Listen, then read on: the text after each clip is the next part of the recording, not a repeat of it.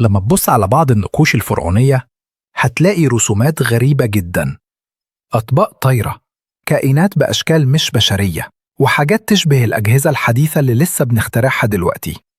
فهل الفراعنة فعلا اتواصلوا مع كائنات من عوالم تانية؟ الناس بتتكلم عن نظريات غريبة من زمان، إن الفراعنة ما كانوش لوحدهم. في علماء بيقولوا إن دقة بناء الأهرامات لا يمكن تكون بإتقان بشري فقط، خصوصاً إن اتجاهها متطابق مع مواقع نجوم أوريون بدقة فلكية مذهلة.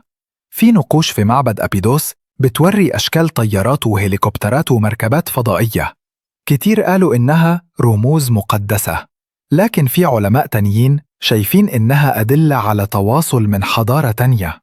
واللي بيأكد ده أكتر إن فيه برديات بتحكي عن الآلهة اللي نزلوا من السماء في أضواء عظيمة.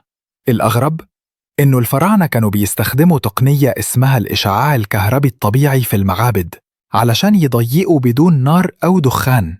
إزاي قدروا يعملوا كده قبل آلاف السنين من اكتشاف الكهرباء؟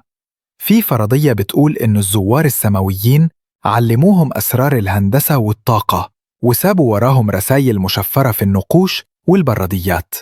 لكن السؤال الحقيقي، هل الفراعنة فعلاً اتواصلوا؟ ولا احنا اللي بنقرأ الرموز بطريقة غلط؟ اللي متأكد منه إنه حضارتنا الفرعونية فيها لغز أكبر من مجرد حضارة قديمة. يمكن كانوا بيكلموا حضارات مش من الأرض أصلاً.